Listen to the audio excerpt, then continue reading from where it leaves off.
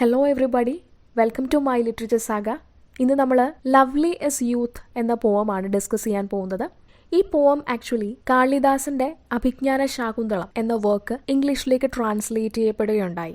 അതിൽ ജെ ജെന്നിങ്സിന്റെ വേർഷനിൽ നിന്ന് എടുത്തിട്ടുള്ള ഒരു ഭാഗമാണ് നമുക്ക് ഇന്ന് ഈ പോവമായിട്ട് ഇവിടെ പഠിക്കാനായിട്ടുള്ളത്. So this is a very beautiful poem. ഒരു വലിയൊരു മെസ്സേജ് നമുക്ക് ഇത് തരുന്നുണ്ട്. അപ്പം നമുക്ക് ഈ പോവത്തിലേക്ക് പോകുന്നതിന് മുന്നേ the great Indian playwright കാളിദാസിനെ പറ്റി ഒന്ന് നോക്കാം. വളരെ കുറച്ച് മാത്രമേ കാളിദാസൻ എന്നുള്ള പോയറ്റിനെ പറ്റി നമുക്ക് ഇന്ന് എന്തെങ്കിലും അറിവുള്ളൂ. എങ്കിലും ഇന്ത്യൻ സാൻസ്ക്രിത് ലിറ്ററേച്ചറിലേക്ക് പ്രൈസ്ലെസ് ആയിട്ടുള്ള കോൺട്രിബ്യൂഷൻസ് നൽകിയിട്ടുള്ള ഒരു കവിയും നാടകൃത്തും ഒക്കെയാണ് കാളിദാസ. അദ്ദേഹത്തിന്റെ മിക്ക വർക്ക്സും അതിനുള്ള തീംസ് അദ്ദേഹം ഡ്രോ ചെയ്തിരിക്കുന്നത് സാൻസ്ക്രിത് വേദാസ് അല്ലെങ്കിൽ പുരാണാസ്, എപ്പിക്സ് ഇതിൽ നിന്നൊക്കെയാണ്. പ്രത്യേകിച്ച് മഹാഭാരത, രാമായണ ഇതിൽ നിന്നൊക്കെയാണ് ഓരോ വർക്ക്സിനും അടിസ്ഥാനമായിട്ടുള്ള സംഭവങ്ങൾ അദ്ദേഹം എടുത്തിട്ടുള്ളത്. അദ്ദേഹം ജീവിച്ചിരുന്ന കാലഘട്ടത്തെ പറ്റിയിട്ട് കൃത്യമായി നമുക്കൊരു ഇൻഫർമേഷൻ ഇല്ല. എങ്കിലും പലരും വിശ്വസിക്കുന്നത് അദ്ദേഹം ജീവിച്ചിരുന്നത് 4th സെഞ്ചുറിയുടെയും 5th സെഞ്ചുറിയുടെയും ഇടയിലാണ് എന്ന് പറയുന്നവരുണ്ട്. So very little is known about Kalidasa and matters like his birth, parentage and birth place are subject to speculation even today.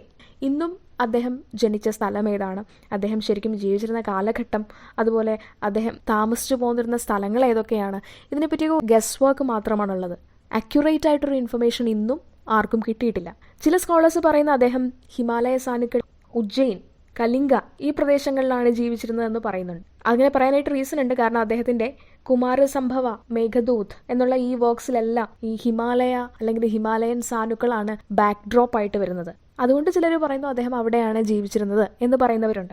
ചിലർ പറയുന്നത് അദ്ദേഹം ഒരു കശ്മീരി ആയിരുന്നു എന്ന് പറയുന്നുണ്ട്. കശ്മീരിലാണ് അദ്ദേഹം ജനിച്ച് വളർന്നതെന്ന് ചിലർ പറയുന്നുണ്ട്. അതും അദ്ദേഹത്തിന്റെ വർക്ക്സിലെല്ലാം കശ്മീരിന്റെ ജോഗ്രഫിക്കൽ ഫീച്ചേഴ്സ് അതെല്ലാം പ്രതിപാദിക്കുന്നു എന്നുള്ള കാര്യത്താലാണ്. ചില സ്കോളേഴ്സ് പറയുന്നത് അദ്ദേഹം വിക്രമാദിത്യ എന്ന ഒരു ലെജൻഡറി കിങ്ങിന്റെ കോർട്ടിലെ പോയറ്റായിരുന്നു എന്ന് പറയുന്നുണ്ട്. ഈ വിക്രമാദിത്യ എന്നുള്ള കിങ് തന്നെ ഒരു ലെജൻഡറി ഫിഗർ ആണെന്നും അദ്ദേഹം ഒരു ഹിസ്റ്റോറിക്കൽ ഫിഗർ അല്ല എന്നും പിന്നീട് തെളിഞ്ഞിട്ടുണ്ട്. പക്ഷേ ഈ വിക്രമാദിത്യ എന്നുള്ള പേര് അഡോപ്റ്റ് ചെയ്ത 1-2 രാജാക്കന്മാരുണ്ടായിരുന്നു. അതിൽ പ്രമുഖനായിരുന്നു ചന്ദ്രഗുപ്ത രണ്ടാമൻ, Chandragupta 2, and there was also one more person, Yashodharman. പക്ഷേ കൂടുതലും പേര് പറയുന്നത് ഈ ചന്ദ്രഗുപ്തൻ 2 ഇദ്ദേഹമായിരിക്കാം ഈ പറയുന്ന വിക്രമാദിത്യൻ. കാരണം അദ്ദേഹവും 4th സെഞ്ചുറിയുടെയും 5th സെഞ്ചുറിയുടെയും ഇടയിലാണ് ജീവിച്ചിരുന്നത്. അപ്പം അങ്ങനെ നോക്കിയാൽ ചന്ദ്രഗുപ്തൻ 2 ആയിരിക്കും ഈ പറയുന്ന വ്യക്തിയും. അപ്പോൾ ചന്ദ്രഗുപ്തൻ്റെ കോർട്ടിലെ പോയറ്റ് ആയിരുന്നിരിക്കാം Kalidasan. So majority opine that he lived during the reign of Chandragupta 2 and therefore he lived around the 4th and 5th century CE. ഇനി അദ്ദേഹത്തിൻ്റെ വർക്ക്സ് നോക്കുകയാണെന്നുണ്ടെങ്കിൽ mainly 3 plays are attributed to his authorship. അദ്ദേഹം എഴുതിയിട്ടുള്ള നാടകങ്ങൾ 3 ഇമ്പോർട്ടൻ്റ് ആയിട്ടുള്ളത്. അതിലൊന്നാണ് അഭിജ്ഞാന ശാകുന്തളം. അതിലെ ഒരു എക്സെപ്റ്റാണ് നമുക്കിന്ന് പഠിക്കാനുള്ളത്. മറ്റൊന്ന് മാളവിക അഗ്നിമിത്രമാണ്. മൂന്നാമത്തത് വിക്രമോർവശീയം. ഈ 3 പ്ലേസാണ് അദ്ദേഹം എഴുതിയിട്ടുള്ളത്. പിന്നെ 2 എപ്പിക്സ് എഴുതിയിട്ടുണ്ട്, എപ്പിക് പോവംസ്. അത് രഘുവംശ ആൻഡ് കുമാരസംഭവ. പിന്നെ 2 ഖണ്ഡകാവ്യങ്ങളും എഴുതിയിട്ടുണ്ട്. അത് മൈനർ പോവംസ് ആണ്, ഋതുസംഹാര ആൻഡ് മേഘദൂത. ഇത്രയാണ് അദ്ദേഹത്തിൻ്റെ വർക്ക്സ്. അഭിജ്ഞാന ശാകുന്തളം അല്ലെങ്കിൽ the recognition of Shakuntala, the ring of Shakuntala എന്നൊക്കെ പറഞ്ഞ് പല പേരിൽ അത് ട്രാൻസ്ലേറ്റ് ചെയ്തിട്ടുണ്ട്. So this is a work that dramatises the story of Shakuntala which is told in Mahabharata, the epic. ശരിക്കും ശകുന്തള എന്നുള്ള ക്യാരക്ടറിനെ പറ്റി ആദ്യം മെൻഷൻ ചെയ്യുന്നത് മഹാഭാരതത്തിലാണ്. മഹാഭാരതത്തിൽ ശകുന്തളയുടെ കഥ പറയുന്നുണ്ട്. ആ കഥയാണ് ആക്ച്വലി കാളിദാസൻ ബോറോ ചെയ്തിരിക്കുന്നത് അദ്ദേഹത്തിൻ്റെ അഭിജ്ഞാന ശാകുന്തളത്തിന് വേണ്ടിയിട്ട്. അഭിജ്ഞാന ശാകുന്തളത്തിൻ്റെയും സെറ്റിംഗ് എന്ന് പറഞ്ഞാൽ 4th സെഞ്ചുറി കാലഘട്ടമാണ്. 4th സെഞ്ചുറി AD ആണ്. ആ കാലഘട്ടത്തിൽ നടന്ന സംഭവമായിട്ടാണ് അഭിജ്ഞാന ശാകുന്തളത്തിലെ സംഭവങ്ങൾ പോർട്രേ ചെയ്തിരിക്കുന്നത്. സോഴ്സ് മഹാഭാരതയാണ്. അപ്പോൾ നിങ്ങൾക്ക് ശകുന്തളയുടെ സ്റ്റോറി ഓൾമോസ്റ്റ് അറിയാം ഇല്ലേ? കണ്വ മഹർഷിയുടെ വളർത്തുപുത്രിയായിരുന്നു ശകുന്തള. അപ്പോൾ ശകുന്തളയെ ഒരു ദിവസം ഹസ്തിനപുരിയിലെ രാജാവായ ദുഷ്യന്തൻ കണ്ടുമുട്ടാനിടയാകുന്നു. അങ്ങനെ അവർ തമ്മിൽ പ്രണയത്തിലാവുകയും ചെയ്യുന്നു. അങ്ങനെ അവർ ഒരു സീക്രട്ട് മാരേജിൽ ഏർപ്പെടുന്നു. പക്ഷേ ദുഷ്യന്തൻ രാജാവാണ്. അപ്പോൾ രാജാവ് നായാട്ടിന് വന്നപ്പോഴാണ് ശകുന്തളയെ കാണുന്നതും ശകുന്തളയോട് പ്രണയം തോന്നുന്നതും ഒക്കെ. അതിനുശേഷം ദുഷ്യന്തൻ ഹസ്തിനപുരത്തിലേക്ക് തിരിച്ചു പോകുന്നതിന് മുന്നേ ശകുന്തളയ്ക്ക് ഒരു റിങ് കൊടുക്കുന്നുണ്ട്, ഒരു മുദ്രമോതിരം കൊടുക്കുന്നുണ്ട് അടയാളമായിട്ട്. ശകുന്തള എത്രയും പെട്ടെന്ന് കൂട്ടിക്കൊണ്ടു പോകുമെന്നുള്ള വാഗ്ദാനമൊക്കെ നൽകിയാണ് ദുഷ്യന്തൻ പോകുന്നത്. പക്ഷേ ദുഷ്യന്തൻ പോയതിന് പിന്നാലെ ദുർവാസ മഹർഷി ശകുന്തളയുടെ ആശ്രമത്തിൽ വരുന്നു. ശകുന്തള ഇതറിയുന്നില്ല. ശകുന്തള ആകെ ദുഷ്യന്തൻ്റെ കാര്യങ്ങൾ ഓർത്തിരിക്കുകയായിരുന്നു. ദുർവാസ മഹർഷിയെ വേണ്ട രീതിയിൽ ഗവനിച്ചില്ല. അപ്പോൾ ദുർവാസാവിന് ദേഷ്യം വന്നു. ദുർവാസാവ് ശകുന്തളയെ ശപിക്കുന്നു. നീ ആരെപ്പറ്റിയാണോ ഓർത്തുകൊണ്ടിരിക്കുന്നത് അവൻ നിന്നെ മറന്നു പോട്ടെ എന്ന് ശപിക്കുന്നു. എനിവേ അത് കഴിഞ്ഞ് ശകുന്തള ദുഷ്യന്തനെ കാണാൻ വേണ്ടി പോകുന്നുണ്ട്. വഴിമധ്യേ ശകുന്തളയുടെ കയ്യിലുള്ള മോതിരം ശകുന്തളയ്ക്ക് നഷ്ടപ്പെടുന്നുണ്ട് ഒരു റിവറിൽ വെച്ചിട്ട്. കോർട്ടിൽ ചെല്ലുമ്പോൾ ദുഷ്യന്തൻ ശകുന്തളയെ തിരിച്ചറിയുന്നില്ല. മോതിരം പ്രൊഡ്യൂസ് ചെയ്യാൻ പറഞ്ഞപ്പോൾ മോതിരവും കൊടുക്കാനായിട്ട് ശകുന്തളയ്ക്ക് പറ്റിയില്ല. അങ്ങനെ ശകുന്തള തിരിച്ചു പോരുന്നു. പിന്നീട് ഒരു ദിവസം രാജാവിൻ്റെ കൊട്ടാരത്തിൽ ഒരു ഫിഷർമാൻ ചെന്നിട്ട് പറയുന്നു അയാൾക്ക് ഒരു ഫിഷിൻ്റെ സ്റ്റൊമക്കിൽ നിന്ന് ഒരു റിങ് കിട്ടി, ഒരു മോതിരം കിട്ടിയെന്ന് പറയുന്നു. ഇത് കാണുമ്പോൾ ദുഷ്യന്തന് ഓർമ്മ വരുന്നു, ഇത് ശകുന്തളയുടെയാണ്, ശകുന്തളയ്ക്ക് നൽകിയതാണ്. അപ്പോൾ ശകുന്തളയോടുണ്ടായിരുന്ന പ്രണയവും വിവാഹവും ഒക്കെ ദുഷ്യന്തൻ ഓർത്തെടുക്കുകയാണ്. പക്ഷേ ദുഷ്യന്തന് പെട്ടെന്ന് ശകുന്തളയെ പിന്നെ കണ്ടെത്താനായിട്ട് സാധിക്കുന്നില്ല. ഒരു വലിയ യുദ്ധം നടക്കുന്നുണ്ട് അസുരന്മാരുമായിട്ട്. അതിനുശേഷമാണ് ശകുന്തളയെ കാണുന്നതും അവരൊരുമിച്ചൊരു ലൈഫ് ലീഡ് ചെയ്യുന്നതും ഒക്കെ. അതാണ് ശകുന്തളത്തിൻ്റെ കഥ, അഭിജ്ഞാന ശകുന്തളത്തിൻ്റെ കഥ. അപ്പോൾ നമുക്ക് പഠിക്കാനുള്ള ഭാഗം എന്ന് പറഞ്ഞാൽ ഇത് രാജാവിൻ്റെ ഒരു കോർട്ടിയ അല്ലെങ്കിൽ ഒരു പേജ് ബോയ്, രാജാവിൻ്റെ ഒരു അറ്റൻഡൻറ്റ് അല്ലെങ്കിൽ അസിസ്റ്റൻറ്റ്, അയാൾ റിസൈറ്റ് ചെയ്യുന്ന ഒരു സോങ് ആയിട്ടാണ് ഇത് ജെന്നിങ്സിൻ്റെ ട്രാൻസ്ലേഷനിൽ അപ്പിയർ ചെയ്യുന്നത്. And it is all about the king Dushyanta. ദുഷ്യന്തന് വേണ്ടിയിട്ടാണ് ഈ സോങ് പാടുന്നത്. King Dushyanta he is very much sad and he is seen unwell. He is actually tired of his busy life as a king. Dushyantan ആകെ ക്ഷീണിതനാണ്. ഒരു രാജാവിൻ്റെ ആ ഒരു ലൈഫ് എന്ന് പറഞ്ഞാൽ വളരെ ബിസി ആയിട്ടുള്ളതും വളരെ ടീഡിയസ് ആയിട്ടുള്ള ഒരു ലൈഫാണ്. അതിൽ അദ്ദേഹം ഒരുപാട് കഷ്ടപ്പാട് അനുഭവിക്കുന്നുണ്ട്. അദ്ദേഹം ക്ഷീണിതനാണ്. And he is such a splendid ruler but he is leading a life of toil. വളരെ എഫിഷ്യൻ്റ് ആയിട്ടുള്ള പ്രാപ്തനായിട്ടുള്ള ഒരു രാജാവാണ്. പക്ഷേ അദ്ദേഹത്തിന് ലൈഫിൻ്റെ ബ്യൂട്ടി എന്താണെന്നുള്ളത് അദ്ദേഹത്തിന് എൻജോയ് ചെയ്യാനായിട്ട് സാധിക്കുന്നില്ല. കാരണം അത്രയും ബിസി ആയിട്ടുള്ളൊരു ലൈഫാണ് അദ്ദേഹത്തിൻ്റെ. ലൈഫ് എൻജോയ് ചെയ്യാൻ അദ്ദേഹത്തിന് സമയം കിട്ടുന്നില്ല. So this page boy he sings a song in order to soothe the king's mind. ഇപ്പോൾ രാജാവിനെ ഒന്ന് ആശ്വസിപ്പിക്കാൻ വേണ്ടി പാടുന്ന ഒരു സോങ് ആണ്. സോങ് എന്നുള്ളതിലുപരിയായിട്ട് സ്ട്രോങ് ആയിട്ടുള്ള ഒരു മെസ്സേജ് കൂടിയാണ് അത് കൺവേ ചെയ്യുന്നത്. It is all about the transience of youth and swiftness of the passage of time. ഇതിൻ്റെ ഒരു ജിസ്റ്റ് എന്താണെന്ന് ചോദിച്ചാൽ വളരെ സിമ്പിളാണ് ഇതിൻ്റെ തീം അല്ലെങ്കിൽ ജിസ്റ്റ്. പക്ഷെ അത് അത്യധികം ഇമ്പോർട്ടൻ്റ് ആണ് നമുക്ക് ഓരോരുത്തർക്കും. അത് ദുഷ്യന്തനുള്ള ഒരു റിമൈൻഡർ ആണെങ്കിൽ പോലും, ദുഷ്യന്തനെ ഓർമ്മപ്പെടുത്തുവാണ് ഒരു കാര്യം, അത് ദുഷ്യന്തനുള്ള ഒരു റിമൈൻഡർ ആണെങ്കിൽ പോലും അത് ഇന്ന് നമുക്ക് ഓരോരുത്തർക്കും പ്രത്യേകിച്ച് ഈ ഒരു കാലഘട്ടത്തിൽ വളരെ ആപ്ലിക്കബിൾ ആയിട്ടുള്ള ഒരു കാര്യമാണിത്. ഇന്ന് നമ്മൾ മെറ്റീരിയലിസ്റ്റിക് ആയിട്ടുള്ള പല ഒബ്ജക്ട്സിൻ്റെ പിന്നാലെ ഇങ്ങനെ ഓടുമ്പോഴും പലരും ജീവിക്കാനായിട്ട് മറന്നു പോവുകയാണ് ചെയ്യുന്നത്. അതുകൊണ്ട് കുറച്ച് സമയം നമുക്ക് വേണ്ടിയും മാറ്റി വെക്കണം. ലൈഫ് എൻജോയ് ചെയ്യാനുള്ളതാണ് എന്നുള്ളൊരു റിമൈൻഡർ, അതാണ് നമുക്ക് ഓരോരുത്തർക്കും ഈ ഒരു പോം നൽകുന്നത്. So obviously being young is bliss അല്ലേ, but it is not everlasting. Young ആയിരിക്കുക എന്ന് പറഞ്ഞ ആ ഒരു അവസ്ഥ അത് എന്നേക്കുമായിട്ട് നിലനിൽക്കുന്ന ഒരു കാര്യമല്ല. ഇറ്റ് ഇസ് എഫിമെറൽ, നൈമിഷികമാണ്. It may fade away quickly, പെട്ടെന്ന് തന്നെ അത് ഫെയ്ഡ് ചെയ്തേക്കാം.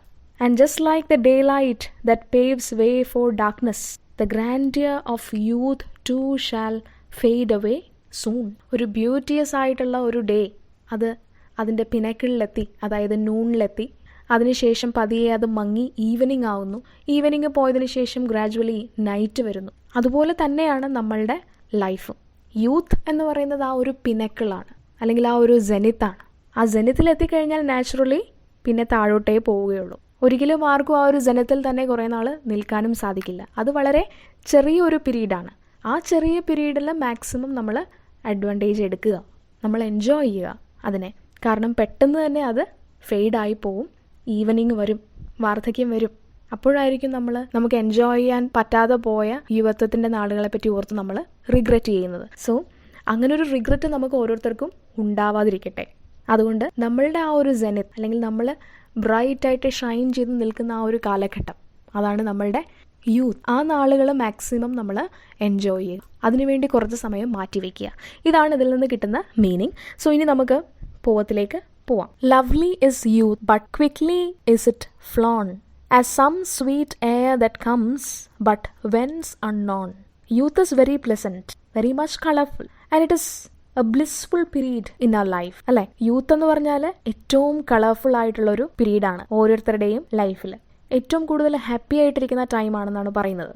But the hues of youth may not last long.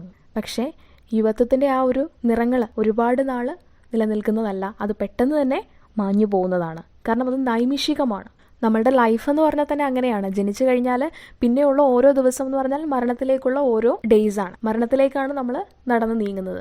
അതിൻ്റെ ആ ഒരു പീക്ക് അല്ലെങ്കിൽ ആക്മി, ക്ലൈമാക്സ്, അതാണ് യൂത്ത്. ക്ലൈമാക്സിലെത്തിക്കഴിഞ്ഞാൽ പിന്നെ താഴത്തേക്ക് നമ്മൾ പോവുകയുള്ളൂ. So here youth is compared to the sweet air that comes from a source unknown. Lovely is youth, but quickly is it flown as some sweet air that comes but whence unknown. എവിടെ നിന്നോ വരുന്ന സുഗന്ധവാഹിയായ കാറ്റ്, അതുപോലെയാണ് youth എന്ന് പറഞ്ഞാൽ. വളരെ ഫ്രീഗ്രൻ്റ് ആണ്, സുഗന്ധമാണതിന്. പക്ഷെ അത് എവിടെ നിന്നാണ് വരുന്നതെന്ന് ചോദിച്ചാൽ അറിഞ്ഞൂടാ. അതിൻ്റെ ഉറവിടം എന്താണെന്ന് ചോദിച്ചാൽ കൃത്യമായി നമുക്ക് അറിയില്ല. എവിടെ നിന്നോ വരുന്നു, എങ്ങോട്ടോ അത് പോകുന്നു. പക്ഷെ അത് അധിക നേരം അല്ലെങ്കിൽ അധിക നാൾ നമ്മളുടെ ലൈഫിൽ അത് സ്റ്റേ ചെയ്യില്ല. വളരെ കുറച്ച് സമയത്തേക്ക് മാത്രം വരുന്ന ഒരു ബ്ലിസ്സാണത്, ഒരു അനുഗ്രഹമാണത്. So just like the sweet fragrant air that comes from some unknown but beautiful corner of this universe, youth may also fade away soon, paving way for old age. അപ്പോൾ എവിടുന്നോ ഇങ്ങനെ ഒഴുകി വരുന്ന സുഗന്ധമുള്ള ഒരു കാറ്റ് പോലെ, ഒരു ജെൻറ്റിൽ ബ്രീസ് പോലെ അത് നമ്മളുടെ ലൈഫിൽ വരുന്നു. വളരെ കുറച്ച് നേരം മാത്രം നമ്മൾക്ക് ആ സുഗന്ധം നൽകി അതെങ്ങോട്ടോ അപ്രത്യക്ഷമാകുന്നു. അതുപോലെ തന്നെയാണ് യൂത്തും. വളരെ കുറച്ച് നേരത്തേക്ക് മാത്രം നമ്മളുടെ ലൈഫിൽ വരുന്ന ഒരു ബ്ലിസ്സാണത്. അതും പെട്ടെന്ന് തന്നെ മങ്ങിപ്പോകും. അത് പോയി കഴിഞ്ഞാൽ പിന്നെ വരുന്നത് എന്താണ്? വാർദ്ധക്യമാണ് വരുന്നത്, ഓൾഡ് ഏജ് ആണ് വരുന്നത്. So here youth is compared to the sweet air. അവിടെ കമ്പാരിസൺ നടക്കുന്നു, അതുകൊണ്ട് അതൊരു സിമിലിയാണ്. അവിടെ യൂസ് ചെയ്തിരിക്കുന്ന ഫിഗർ ഓഫ് സ്പീച്ച് സിമിലിയാണ്. In the third line the poet he goes on comparing youth to the fair noon which is beautiful but too swift. അടുത്തതായിട്ട് പോവറ്റ് ഈ യുവത്വം എന്നുള്ള അവസ്ഥയെ കമ്പയർ ചെയ്യുന്നത് ഫെയർ നൂണുമായിട്ടാണ്. നൂൺ എന്ന് പറഞ്ഞാൽ മധ്യാഹ്നമാണ് അല്ലേ? രാവിലെ സൂര്യൻ ഉദിച്ച് അത് മധ്യാഹ്ന സമയമാകുമ്പോഴത്തേക്കും അതിൻ്റെ ആ ഒരു ക്ലൈമാക്സിലെത്തുന്നു, അതിൻ്റെ ആ ഒരു ആക്മിയിലെത്തുന്നു. ആ സമയത്താണ് സൺ ഏറ്റവും ബ്രൈറ്റായിട്ട് ഷൈൻ ചെയ്യുന്നത്. അതായത് ഉച്ച സമയം, മധ്യാഹ്നം, ആ സമയത്താണ് സൂര്യൻ ഏറ്റവും ബ്രൈറ്റായിട്ട് ഷൈൻ ചെയ്യുന്ന ടൈം. അതുകൊണ്ട് തന്നെയാണ് പോയറ്റ് ഇവിടെ യൂത്തിനെ ആ ഒരു ഫെയർ നൂണുമായിട്ട് കമ്പയർ ചെയ്തിരിക്കുന്നത്. 2 റീസൺസ് ഉണ്ട്. ഒന്നെന്ന് പറഞ്ഞാൽ ഏറ്റവും ഫെയർ ആയിട്ടുള്ള അവസ്ഥ, ഏറ്റവും ബ്രൈറ്റ് ആയിട്ടുള്ള അവസ്ഥ. പിന്നെ രണ്ടാമത്തെന്ന് പറഞ്ഞാൽ മധ്യാഹ്നമാണ്. ഹാഫ് അവിടെ കംപ്ലീറ്റ് ആയി. ലൈഫിൻ്റെ ഹാഫ് ഓൾമോസ്റ്റ് കംപ്ലീറ്റ് ആകുമ്പോഴാണ് നമ്മൾ ആ ഒരു യൂത്തിൻ്റെ ആ ഒരു പീക്കിലെത്തി നിൽക്കുന്നത്. ആ പീക്കിലെത്തിക്കഴിഞ്ഞാൽ പിന്നെ വരുന്നത് എന്താണ്? പിന്നെ ഷാഡോസ് ആണ്, ഈവനിങ് ആണ്, സായാഹ്നമാണ് പിന്നെ വരുന്നത്. Fair is the noon but swift the sun doth fade. ഏറ്റവും ബ്രൈറ്റ് ആയിട്ട് സൺ ഷൈൻ ചെയ്യുന്ന സമയമാണ്. പക്ഷേ അത് വളരെ കുറച്ച് സമയത്തേക്ക് മാത്രമേ അത് നിലനിൽക്കുന്നുള്ളൂ. പെട്ടെന്ന് തന്നെ അതും ഫെയ്ഡ് ചെയ്യും. Swift the sun doth fade and peering shadow steal and fill the glade. അതിനുശേഷം വരുന്നത് എന്താണ്? പിന്നെ സായാഹ്നത്തിൻ്റെ നിഴലുകളാണ് പെട്ടെന്ന് വരുന്നത്. സായാഹ്നത്തിൻ്റെ നിഴലുകൾ പതിയെ ഇങ്ങനെ എത്തി നോക്കുന്നു, പിന്നെ അത് കംപ്ലീറ്റ് ആയിട്ട് വന്ന് നമ്മളുടെ ലൈഫിനെ മൂടുന്നു, ഫില്ല് ചെയ്യുന്നു. അതാണ് സംഭവിക്കുന്നത്. യൂത്തും അങ്ങനെ തന്നെയാണ്. യൂത്ത് നമ്മളുടെ ഫെയർ നൂണാണ്. നമ്മളുടെ ലൈഫിലെ ഫെയർ നൂണാണ് യൂത്ത്. ആ ഫെയർ നൂൺ മങ്ങിക്കഴിഞ്ഞാൽ പിന്നെ വരുന്നത് എന്താണ്? ഈവനിങ്ങിൻ്റെ ഷാഡോസ് മാത്രമാണ്. മൂന്നാമത്തെ ലൈനിലും കമ്പാരിസൺ നടക്കുന്നുണ്ട്. പക്ഷെ അത് ഡിറക്റ്റ് ആയിട്ടുള്ള ഒരു കമ്പാരിസൺ അല്ല. അവിടെ നൂൺ യൂത്തിൻ്റെ ഒരു മെറ്റഫറായിട്ടാണ് മാറുന്നത്, ഒരു ഇംപ്ലൈഡ് മെറ്റഫറായിട്ടാണ്. ഡിറക്റ്റ് ആയിട്ടുള്ള ഒരു മെറ്റഫർ അല്ല. പക്ഷെ നമുക്കറിയാം യൂത്തിനെ അവിടെ ഫെയർ നൂണുമായിട്ടാണ് അവിടെ കമ്പയർ ചെയ്തിരിക്കുന്നത്. പക്ഷേ ഡിറക്റ്റ് ആയിട്ടുള്ള ഒരു കമ്പാരിസൺ അവിടെ നടക്കുന്നില്ല. അതുകൊണ്ട് അതൊരു ഇംപ്ലൈഡ് മെറ്റഫർ എന്ന് വേണമെങ്കിൽ നമുക്ക് പറയാം. അതുപോലെ തന്നെ ഫെയർ നൂൺ ഒരു പ്രതീകമാണ്, ഒരു സിമ്പലാണ്, യൂത്തിൻ്റെ ഒരു സിമ്പലാണ്. And look at the fourth line. And peering shadow steal and fill the glade. Peering shadow എന്ന് ഉദ്ദേശിക്കുന്നത്, പിയർ എന്ന് പറഞ്ഞാൽ എന്തോ ഒരു കാര്യം തിരയുക എന്നുള്ള മീനിങ് ആണ് വരുന്നത്. തിരയുക, എന്തെങ്കിലും കാര്യം നമുക്ക് കളഞ്ഞു പോയിട്ടുണ്ടെങ്കിൽ നമ്മളത് തിരയില്ലേ കണ്ടുപിടിക്കാനായിട്ട്. അതുപോലെയാണ് നിഴലുകൾ, സായാഹ്നത്തിൻ്റെ നിഴലുകൾ ആദ്യം എത്തുന്നത്. എന്നിട്ട് പിന്നെ കംപ്ലീറ്റ് ആയിട്ട് നമ്മുടെ ലൈഫിനെ വന്ന് മൂടും. ഇതാണ് ചെയ്യുന്നത്. അവിടെ 2 ലിറ്റററി ഡിവൈസസ് യൂസ് ചെയ്തിട്ടുണ്ട്. ഷാഡോ ജീവനില്ലാത്ത ഒരു കാര്യമാണ് അല്ലേ? പക്ഷേ അതിന് മുന്നേ യൂസ് ചെയ്തിരിക്കുന്ന വിശേഷണം നിങ്ങൾ നോക്കുക, അഡ്ജക്റ്റീവ് നോക്കുക. പിയറിംഗ് ഷാഡോസ് എന്നാണ്. എങ്ങനെയുള്ള ഷാഡോ ആണ്? പിയറിംഗ് ഷാഡോ. എന്തിനോ തിരഞ്ഞുകൊണ്ടിരിക്കുന്ന ഷാഡോ.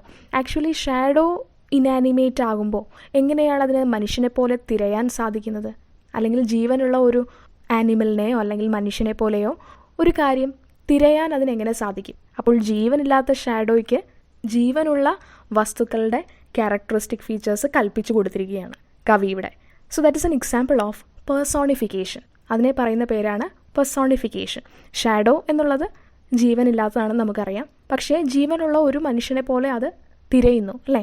തിരയുന്നു, പിന്നീട് എന്താകുന്നു? പിന്നെ കംപ്ലീറ്റ് ആയിട്ട് അത് ആ ഒരു പ്ലേസ് വന്ന് മൂടുന്നു. അതുപോലെ തന്നെ ഷാഡോസ് ഇങ്ങനെ ആദ്യം എന്തോ തിരയുന്നത് പോലെ അപ്പിയർ ചെയ്യുന്നു, പിന്നെ വന്ന് കംപ്ലീറ്റ് ആയിട്ട് ഗ്രാജുവലി ആ ഒരു ഏരിയ കംപ്ലീറ്റ് അത് മൂടുന്നു എന്ന് പറയുമ്പോൾ നമുക്ക് ഉള്ളിലൊരു വിഷൻ കിട്ടുന്നുണ്ട്, അതിൻ്റെ ആ ഒരു ചിത്രം നമ്മളുടെ മനസ്സിൽ കിട്ടുന്നുണ്ട്. കാരണം നമ്മൾ ഫെമിലിയർ ആണ് ആ ഒരു സൈറ്റ്, അല്ലേ? നൂൺ കഴിയുമ്പോഴത്തേക്കും പിന്നെ ഈവനിങ് ആകുമ്പോഴത്തേക്കും ഷാഡോസ്, എല്ലാത്തിൻ്റെയും ഷാഡോസാണ് കാണുന്നത്. അപ്പോൾ അത് നമുക്ക് ഓൾറെഡി ഫെമിലിയർ ആയിട്ടുള്ളത് കൊണ്ട് നമ്മളുടെ മൈൻഡിലൊരു പിക്ചർ തെളിയുന്നുണ്ട്. അങ്ങനെ ചില കാര്യങ്ങൾ നമ്മൾ വായിക്കുമ്പോൾ നമ്മളുടെ മൈൻഡിലൊരു പിക്ചർ ഫോം ചെയ്യുന്നുണ്ടെങ്കിൽ അതിനെ നമ്മൾ വിളിക്കുന്ന പേരാണ് ഇമേജ്. സോ ആ 4th ലൈനിൽ 2 ലിറ്റററി ഡിവൈസസ് ഉണ്ട്. ഒന്ന് പേഴ്സോണിഫിക്കേഷനുമാണ്, ഒന്ന് ഇമേജുമാണ്. കാരണം ഇത് നിങ്ങൾക്ക് പലപ്പോഴും ഇതിലൊരു ക്വസ്റ്റ്യൻ ഉണ്ട്, comment on the literary devices used in this പോം എന്നുള്ളത്. അതുകൊണ്ട് ഇതിൽ യൂസ് ചെയ്തിരിക്കുന്ന ഫിഗേഴ്സ് ഓഫ് സ്പീച്ച് അല്ലെങ്കിൽ ലിറ്റററി ഡിവൈസസ് നിങ്ങൾ അറിഞ്ഞിരിക്കണം. എനിവേ, ആ ഒരു സ്റ്റാൻസയുടെ ജസ്റ്റ് എന്ന് പറഞ്ഞാൽ യൂത്ത് വളരെ ലവ്ലി ആണെങ്കിൽ പോലും പെട്ടെന്ന് തന്നെ മങ്ങിപ്പോകുന്ന ഒന്നാണ്. അത് എവിടെ നിന്നോ വന്നിട്ട് എങ്ങോട്ടോ പോകുന്ന സുഗന്ധവാഹിയായ കാറ്റ് പോലെ ബ്യൂട്ടിഫുൾ ആണ്, പക്ഷേ പെട്ടെന്ന് ഫെയ്ഡ് ചെയ്യും. അതുപോലെ തന്നെ യൂത്ത് എന്ന് പറയുന്നത് ഫെയർ ആയിട്ടുള്ളൊരു നൂൺ, അതിനോട് തുല്യമാണ്. അത് സൂര്യൻ ഏറ്റവും ബ്രൈറ്റ് ആയിട്ട് ഷൈൻ ചെയ്യുന്ന ടൈമാണ്, പക്ഷേ വളരെ കുറച്ച് നേരത്തേക്ക് മാത്രമേ അത് ഉണ്ടാവുകയുള്ളൂ. അതിനുശേഷം ഈവനിങ്ങിൻ്റെ ഷാഡോസ് വരും, വാർദ്ധക്യത്തിൻ്റെ നിഴലുകൾ വന്ന് മൂടും. And now look at the second stanza. Yet after eve there dawneth fairer night, when from the heavens is drawn its veil of light. അങ്ങനെ സൂര്യൻ അസ്തമിച്ച് കഴിയുമ്പോഴത്തേക്കും, ഈവനിങ് കഴിഞ്ഞ് നേരെ പിന്നെ വരുന്നത് എന്താണ്? രാത്രിയാണ്. So soon the fair night steps in. ഇവിടെ നൈറ്റിനെയും വിശേഷിപ്പിച്ചിരിക്കുന്ന ഫെയർ നൈറ്റ് എന്നാണ്. നൈറ്റും അത്രയും മോശമായ ഒരു കാര്യമല്ല, പക്ഷേ ഫെയർ ആയിട്ടുള്ള ഒന്ന് തന്നെയാണ്. ഓരോ കാലഘട്ടവും, അതായത് ലൈഫിലെ ഓരോ കാലഘട്ടവും ബ്യൂട്ടിഫുൾ തന്നെയാണ്. നമ്മളാണതെല്ലാം ബ്യൂട്ടിഫുൾ ആക്കുന്നത്. നമ്മളുടെ അപ്രോച്ചാണ് ശരിക്കും അത് ബ്യൂട്ടിഫുൾ ആക്കുന്നതും എൻജോയബിൾ ആക്കുന്നതും.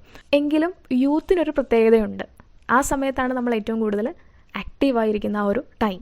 അപ്പോൾ നൈറ്റിനെ, വാർദ്ധക്യത്തെയും ഇവിടെ മോശമായിട്ടല്ല പറഞ്ഞിരിക്കുന്നത്. It is also something that is fair and night എന്നാണ് പറഞ്ഞിരിക്കുന്നത്. അപ്പോൾ ഈവനിങ് കഴിഞ്ഞാൽ ഉടനെ fair and night step in ചെയ്യാൻ തുടങ്ങും. പിന്നെ പുതിയ കാഴ്ചകളാണ്, ഡിഫറെൻ്റ് ആയിട്ടുള്ള വിഷൻസ് ആണ് നമുക്ക് കിട്ടുന്നത്. And from the heaven shall descend the beautiful moonlit night accompanied by the heavenly stars. പിന്നെ കാണുന്ന കാഴ്ച എന്ന് പറഞ്ഞാൽ വളരെ ബ്യൂട്ടിഫുൾ ആയിട്ടുള്ള ഒന്നാണ്. നൈറ്റ് വന്നാൽ ഉടനെ തന്നെ മൂൺ അപ്പിയർ ചെയ്യും, അല്ലേ? മൂൺ ഒറ്റയ്ക്കല്ല അപ്പിയർ ചെയ്യുന്നത്, കൂടെ ഒരു കോൺസ്റ്റലേഷൻ ഓഫ് സ്റ്റാർസ് ഉണ്ടാകും, which makes the night ever more beautiful. അതൊരു ഡിഫറെൻ്റ് ആയിട്ടുള്ള ഒരു വിഷനാണ്. പകൽ വെളിച്ചത്തിന് അതിൻ്റേതായ ബ്യൂട്ടി ഉള്ളതുപോലെ തന്നെ ചന്ദ്രോദയത്തിനും അതിൻ്റേതായ സൗന്ദര്യമുണ്ട്. So it is a spectacular vision and it reminds us of the greatness of God as the creator of this universe, അല്ലേ? ഈ ഭൂമിയിലെ ഓരോ അത്ഭുതങ്ങൾ നമ്മൾ കാണുമ്പോഴും നമ്മൾ ഓർക്കുന്നത് എന്താണ്? ഗോഡിൻ്റെ ആ ഒരു ക്രിയേഷൻ, അതാണ് നമ്മൾ ഓർക്കുന്നത്. So yet after eve there dawneth fair night when from the heavens is drawn its veil of light. സായാഹ്നം കഴിഞ്ഞ് രാത്രി എത്തിക്കഴിയുമ്പോഴത്തേക്കും ആകാശത്തിൽ പിന്നെ മൂൺ അപ്പിയർ ചെയ്യുന്നു. And we can see that night it draws its veil of light from heaven. ഹെവനിൽ നിന്ന്, സ്കൈയിൽ നിന്നാണ് അത് അതിൻ്റെ ആ ഒരു ലൈറ്റ്, അത് വെയിൽ ഓഫ് ലൈറ്റ് എന്നാണ് പറഞ്ഞിരിക്കുന്നത്. വെയിൽ എന്താണ്? മുഖാവരണമാണ്. മുഖാവരണം നോർമലി ധരിക്കുന്നത് ആരാണ്? മുഖമുള്ളവരാണ്, അല്ലേ? അതൊരു ഹ്യൂമൻ ആയിട്ടുള്ള ഒരു ആക്ടാണ്. അപ്പോൾ ഇവിടെ നൈറ്റിനെ പ്രസൻറ്റ് ചെയ്തിരിക്കുന്നത് മുഖാവരണം ധരിച്ച ഒരു വ്യക്തിയായിട്ടാണ്. ഹെവനിൻ്റെ പ്രകാശം കൊണ്ട് നിർമ്മിച്ചിട്ടുള്ള ആ ഒരു വെയിൽ, ഒരു മുഖാവരണം ധരിച്ചാണ് ആരെത്തുന്നത്? നൈറ്റ് എത്തുന്നത്. രാത്രിയുടെ വരവിനെയാണ് അവിടെ വിശേഷിപ്പിച്ചിരിക്കുന്നത്. വെറുതെ അല്ല വരുന്നത്.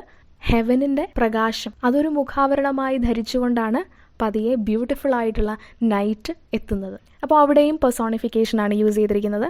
അതുപോലെ തന്നെ 5th ലൈനിൽ yet after eve there dawneth fair night. Fair night ഇങ്ങനെ ഡിസെൻഡ് ചെയ്യുന്നു, ജനിക്കുന്നു എന്ന് പറയുമ്പോൾ നമുക്കൊരു ഇമേജ് കിട്ടുന്നുണ്ട്. രാത്രിയാവുന്നതും മൂണും സ്റ്റാർസും ഒക്കെ അപ്പിയർ ചെയ്യുന്നതും ഒക്കെ നമുക്കൊരു ഇമേജ് കിട്ടുന്നുണ്ട്. അവിടെ ഒരു ഇമേജാണ് യൂസ് ചെയ്തിരിക്കുന്നത്. And lo after day are wide a vision shown and from the stars God's closer love is known. So it is indeed a spectacular vision, isn't it? Wider ആയിട്ടുള്ള visions ആണ് നമുക്ക് രാത്രിയിൽ കിട്ടുന്നത്. പകൽ കണ്ടതുപോലെ തന്നെ ബ്യൂട്ടിഫുൾ ആയിട്ടുള്ളത് ഡിഫറെൻ്റ് ആയിട്ടുള്ള വിഷൻസ് നമുക്ക് രാത്രി കിട്ടുന്നു. അതായത് വാർദ്ധക്യത്തിനും അതിൻ്റേതായിട്ടുള്ള ചില ബ്ലിസ്ഫുൾ ആയിട്ടുള്ള വിഷൻസ് നൽകാനായിട്ടുണ്ട്. യുവത്വം ശരിയാണ്, അത് ഏറ്റവും കളർഫുൾ ആയിട്ടുള്ള പീരീഡാണ്. പക്ഷേ വാർദ്ധക്യത്തിലും എന്തുണ്ട്? വൈഡർ ആയിട്ടുള്ള വിഷൻസ്, ഇൻസൈറ്റ്സ്, അതിൻ്റേതായിട്ടുള്ള ബ്യൂട്ടിഫുൾ വിഷൻസ് നമ്മൾക്ക് അത് നൽകുന്നു. And from the stars God's closer love is known. ആകാശത്തിൽ അപ്പിയർ ചെയ്യുന്ന സ്റ്റാർസിൻ്റെ കോൺസ്റ്റലേഷൻ കാണുമ്പോൾ നമുക്ക് ദൈവത്തിൻ്റെ സ്നേഹം, ഈ യൂണിവേഴ്സിൻ്റെ ക്രിയേറ്ററായ, ഈ ബ്യൂട്ടിഫുൾ യൂണിവേഴ്സിൻ്റെ ക്രിയേറ്ററായ ദൈവത്തിൻ്റെ സ്നേഹം അടുത്ത് എക്സ്പീരിയൻസ് ചെയ്യാനായിട്ട് സാധിക്കുന്നു. അതെപ്പോഴെങ്കിലും ആ ഒരു മൂൺലിറ്റ് ലൈറ്റിൽ ആകാശത്ത് നക്ഷത്രങ്ങൾ നോക്കി നിൽക്കുമ്പോൾ നിങ്ങൾക്ക് ഫീൽ ചെയ്തിട്ടുണ്ടാവും. So it is a chance to know or experience the love of a creator at close quarters. നമ്മളുടെ ക്രിയേറ്റർ നമ്മളോടുള്ള സ്നേഹം, അതിൻ്റെ ഒരു തെളിവാണ് ആകാശത്ത് അപ്പിയർ ചെയ്യുന്ന നക്ഷത്രങ്ങൾ, അതിൻ്റെ ആ ഒരു beauty. So it opens up before us the love of a creator and we get to know about it closer. And it reminds us of the greatness of God as the creator of this beautiful universe. നമ്മളെ ഓർമ്മിപ്പിക്കുന്നത് എന്താണ്? ദൈവം അല്ലെങ്കിൽ ഈ യൂണിവേഴ്സിൻ്റെ creator എത്രത്തോളം aesthetic sense ഉള്ള ഒരു വ്യക്തിയാണ്. So these wider visions that is shown reminds us of God's love for us. ഈ രാത്രി കാലങ്ങളിൽ അപ്പിയർ ചെയ്യുന്ന നമുക്ക് കിട്ടുന്ന ഈ വൈഡർ വിഷൻസ് നമ്മളെ ഓർമ്മപ്പെടുത്തുന്നത് ദൈവത്തിൻ്റെ ഗ്രേറ്റ്നെസ് തന്നെയാണ്. Lovely is youth but quickly is it gone, a meteor in the sky that falling shone, nor all our world suffice to fill one night, the sum of lives is but a meteor flight. അതുകൊണ്ട് യുവത്വം എന്ന് പറയുന്നത് പെട്ടെന്ന് മങ്ങിപ്പോകും. ആകാശത്ത് നമ്മൾ വളരെ റെയറായിട്ട് കാണുന്ന ഒരു മീറ്റിയർ പോലെയാണത്. മീറ്റിയർ എന്ന് പറഞ്ഞാൽ എന്താണ്? ആസ്ട്രിയോയിഡ്സ് ആണ്, കൊള്ളിമീൻ എന്ന് നമ്മൾ പറയാറില്ല. ചിലപ്പോഴൊക്കെ നമ്മൾ ആകാശത്തിലേക്ക് നോക്കുമ്പോൾ പെട്ടെന്നൊരു സ്റ്റാർ, ഇങ്ങനെ ഫാളിങ് സ്റ്റാർ എന്ന് പറയുന്നത്, സ്റ്റാർ ഇങ്ങനെ കത്തി ജ്വലിച്ച് ഇങ്ങനെ താഴേക്ക് വീഴുന്നതായിട്ട് നമുക്ക് ഫീൽ ചെയ്യും. അതിൻ്റെ ആയുസ് എന്ന് പറഞ്ഞാൽ വളരെ ചെറുതാണ്. അത് ആ കത്തി ജ്വലിച്ച് വീഴുന്ന വീഴ്ചയിൽ അതിൻ്റെ ലൈഫ് അവിടെ എൻഡ് ചെയ്യുവാണ്. അത് ഷോർട്ട് ലിവ്ഡ് ആണ്. അതുപോലെ തന്നെയാണ് യുവത്വവും. യൂത്തും അങ്ങനെ തന്നെയാണ്. It is also like a meteor in the sky. നമുക്ക് വീണ്ടും അവിടെ ഒരു മെറ്റഫർ വന്നിരിക്കുകയാണ്. A meteor in the sky that falling shone. It is a meteor എന്നാണ് പറഞ്ഞിരിക്കുന്നത്. It is like a meteor എന്നായിരുന്നെന്നുണ്ടെങ്കിൽ അത് സിമിലി ആയേനെ. പക്ഷേ ഇവിടെ യൂത്ത് ഒരു മീറ്റിയർ ആണ് എന്ന് തന്നെയാണ് പറയുന്നത്. അതുകൊണ്ട് അത് മെറ്റഫറാണ്. A meteor in the sky that falling shone, nor all our world suffice to fill one night, the sum of lives is but a meteor flight. അതുകൊണ്ട് ആകാശത്ത് പ്രത്യക്ഷപ്പെടുന്ന കൊള്ളിമീൻ അല്ലെങ്കിൽ ഫാളിങ് സ്റ്റാർ പോലെയാണ് യൗവനം അല്ലെങ്കിൽ യുവത്വം. And all our worlds won't be enough or sufficient to fill one beautiful night like this. നേരത്തെ പറഞ്ഞ നൈറ്റ് എത്രത്തോളം ബ്യൂട്ടിഫുൾ ആണ്. നമ്മളുടെ ഹോൾ ലൈഫ് അല്ലെങ്കിൽ ഈ ഹോൾ വേൾഡ് തികയാതെ വരും ആ ഒരു നൈറ്റിന് പകരം വെക്കാനായിട്ട്. And the sum of lives is but a meteor flight. And when compared to this wide universe, our life, it is just ephemeral as a meteor's flight. ആ കൊള്ളിമീൻ എത്രത്തോളം ഷോർട്ട് ലിവ്ഡ് ആണോ അതുപോലെയാണ് നമ്മളുടെ ഹോൾ ലൈഫ്. അതിങ്ങനെ കത്തി ജ്വലിച്ച് അത് താഴേക്ക് വീഴുന്നു. ആ വീഴുന്ന വീഴ്ചയിൽ അതിൻ്റെ പ്രകാശം നഷ്ടപ്പെട്ട് അത് എൻഡ് ചെയ്യുന്നു. അതുപോലെയാണ് നമ്മളുടെ ഓരോരുത്തരുടെയും ലൈഫും. ലൈഫിൻ്റെ സം ടോട്ടൽ എന്നാണ് പോവറ്റ് പറയുന്നത്. അതായത് ലൈഫ് മൊത്തം എഫിമറൽ ആണ്. അതിലും വളരെ കുറച്ച് നാൾ മാത്രമേ യൗവനത്തിൻ്റെ ബ്ലിസ്, സന്തോഷം, അത് നമുക്ക് എൻജോയ് ചെയ്യാനായിട്ട് സാധിക്കുകയുള്ളൂ. അതുകൊണ്ട് എത്ര വലിയ രാജാവാണെങ്കിലും എത്ര തിരക്കുള്ള വ്യക്തിയാണെങ്കിലും തിരക്കുകളൊക്കെ മാറ്റിവെച്ച് നമുക്ക് വേണ്ടി കുറച്ച് സമയം കണ്ടെത്തണം. പ്രത്യേകിച്ച് യങ് ആയിരിക്കുന്ന അവസ്ഥ, ആ അവസ്ഥയിലാണ് നമുക്ക് ഈ ചുറ്റുമുള്ള ലോകത്തിൻ്റെ കളേഴ്സ് എല്ലാം എൻജോയ് ചെയ്യാനായിട്ട് സാധിക്കുന്നത്. നമ്മളുടെ ബോഡിയും മൈൻഡും എല്ലാം ഫേവറബിളായിട്ട് നിൽക്കുന്ന ഒരു സമയമാണ്. ആ സമയത്ത് നമ്മൾ തീർച്ചയായും ടൈം മാറ്റിവെച്ച് നമ്മൾ ലൈഫ് എൻജോയ് ചെയ്യണം എന്നാണ് ആ സോങ്ങിൻ്റെ അർത്ഥം. ആക്ച്വലി അത് ദുഷ്യന്തന് വേണ്ടിയിട്ടുള്ള ഒരു റിമൈൻഡറാണ്. ദുഷ്യന്തനെ ചില കാര്യങ്ങൾ ഓർമ്മപ്പെടുത്താൻ വേണ്ടിയിട്ട് ലൈഫ് അദ്ദേഹം വേസ്റ്റ് ചെയ്യുന്നു, അദ്ദേഹം ലൈഫ് എൻജോയ് ചെയ്യാൻ സമയം കണ്ടെത്തുന്നില്ല എന്നുള്ള കാര്യം അദ്ദേഹത്തെ ഓർമ്മിപ്പിക്കാൻ വേണ്ടിയാണ് ഈ പേജ് ബോയ് അത് സോങ്ങിൻ്റെ രൂപത്തിൽ അവതരിപ്പിച്ചിരിക്കുന്നത്. വളരെ ബ്യൂട്ടിഫുൾ ആയിട്ടുള്ള ഒരു പോമാണ്. അതുപോലെ തന്നെ വളരെ ഇമ്പോർട്ടൻ്റ് ആയിട്ടുള്ളതും റെലവൻ്റ് ആയിട്ടുള്ള ഒരു മെസ്സേജാണ് അതിലൂടെ കൺവേ ചെയ്യപ്പെടുന്നത്. So it gives as the message that we should keep apart some time for ourselves and enjoy each and every beautiful moment of the most splendid phase of our life, that is youth, because it is just like a meteor. It is something that dies soon and it does not wait for anything. അതാണ് ഏറ്റവും വലിയ കാര്യം. Youth സാഹചര്യങ്ങൾ അനുകൂലമാകാൻ വേണ്ടിയിട്ട് wait ചെയ്യുന്ന ഒന്നല്ല. സാഹചര്യങ്ങളൊക്കെ അനുകൂലമായിട്ട് വന്നിട്ട് ലൈഫ് എൻജോയ് ചെയ്യാം എന്ന് പറഞ്ഞ് പണത്തിൻ്റെ പിന്നാലെയും മറ്റ് മെറ്റീരിയലിസ്റ്റിക് ഒബ്ജക്ട്സിൻ്റെയൊക്കെ പിന്നാലെ പോകുന്ന ഒരുപാട് പേരുണ്ട്. അപ്പോഴും നമ്മൾ ഒരു കാര്യം ഓർക്കുക, പ്രായം ഇങ്ങനെ കടന്നു പോയിക്കൊണ്ടേയിരിക്കും. ഒരിക്കലും ലൈഫിലെ ഒരു ഫേസ്, യൂത്ത് എന്ന് മാത്രമല്ല ഏതൊരു ഫേസ് ആണെങ്കിലും ഏതൊരു ഘട്ടമാണെങ്കിലും സാഹചര്യങ്ങൾ അനുകൂലമാകാൻ വേണ്ടിയിട്ട് വെയിറ്റ് ചെയ്യില്ല. ഓരോന്നിനും അതിൻ്റേതായിട്ടുള്ള സമയമുണ്ട്. ആ സമയത്ത് നമ്മൾ ചെയ്യേണ്ട കാര്യങ്ങൾ ചെയ്യണം. So lovely is youth but quickly is it flown. അപ്പോൾ ഇതിൻ്റെ ജസ്റ്റ് എന്താണെന്ന് ചോദിച്ചാൽ ആ ഫസ്റ്റ് ലൈനിൽ തന്നെ അതിൻ്റെ അർത്ഥമുണ്ട്. ആ ഒറ്റ ലൈനിൽ തന്നെ അതിൻ്റെ അർത്ഥമുണ്ട്. യൂത്ത് ലവ്ലിയാണ്, പക്ഷേ അത് പെട്ടെന്ന് ഫെയ്ഡായി പോവും. So enjoy the present moment. ഈ ഒരു ഐഡിയയ്ക്ക് നമ്മൾ മറ്റൊരു പേരൂടെ വിളിക്കും, കാപ്പേ ഡയം എന്ന്. കാപ്പേ ഡയം എന്നുള്ള കോൺസെപ്റ്റിൻ്റെ മീനിങ് എന്താണെന്ന് വെച്ചാൽ it is actually use to compel summon or urge someone to make advantage of the present time that is fading away and give little importance to future or past. നടന്നുപോയ കാര്യങ്ങൾക്കോ അല്ലെങ്കിൽ വരാനിരിക്കുന്ന കാര്യങ്ങളെ പറ്റി നമ്മൾ ആൻഷ്യസ് ആവാതെ ഇപ്പോഴുള്ള കാര്യം അതിനെ ഫോക്കസ് ചെയ്യുക എന്നുള്ളതാണ് ശരിക്കും കാപ്പേ ഡയം എന്നുള്ള കോൺസെപ്റ്റ് കൊണ്ട് ഉദ്ദേശിക്കുന്നത്. ശരിക്കും കാപ്പേ ഡയം എന്നുള്ള കോൺസെപ്റ്റ് ഏറെക്കുറെ ആപ്ലിക്കബിൾ ആകുന്ന ഒരു പോമാണിത്. യൂത്ത് ലവ്ലിയാണ്, പക്ഷേ അത് എഫെമറലാണ്, വളരെ കുറച്ച് നാൾ മാത്രം നിലനിൽക്കുന്നതാണ്. പെട്ടെന്ന് തന്നെ അത് മങ്ങിപ്പോവും. അതുകൊണ്ട് വിലപ്പെട്ട സമയം നമ്മൾ നഷ്ടപ്പെടുത്തി കളയാതെ ആ ബ്ലിസ്ഫുൾ ആയിട്ടുള്ള പീരീഡ് എൻജോയ് ചെയ്യുക, ബ്യൂട്ടിഫുൾ ആയിട്ടുള്ള പീരീഡ് എൻജോയ് ചെയ്യുക എന്നുള്ളൊരു ഹിൻറ്റ് കൂടെ നമുക്ക് കിട്ടുന്നത് കൊണ്ട് ഇതിനെ കാപ്പേ ഡയം എന്നുള്ള കോൺസെപ്റ്റുമായിട്ട് നമുക്ക് ലിങ്ക് ചെയ്യാവുന്നതാണ്. കാപ്പേ ഡയം അതിലെഴുതിയിട്ടുള്ള മറ്റൊരു famous പോമാണ് Andrew മാർവെലിൻ്റെ to his Koi mistress. Okay, thank you for listening and watching.